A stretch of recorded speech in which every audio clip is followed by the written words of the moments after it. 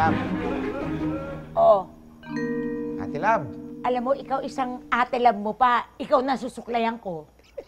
Susuklayan mo ko. Oo, pag di ka pa tumigil ng kakaate. Ewan ko sa'yo, manang kakausap mo. Kuya B.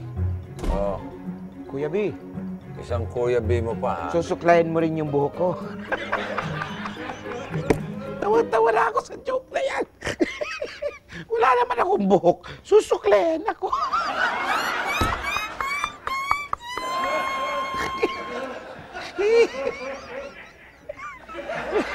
Ay, 10 piso.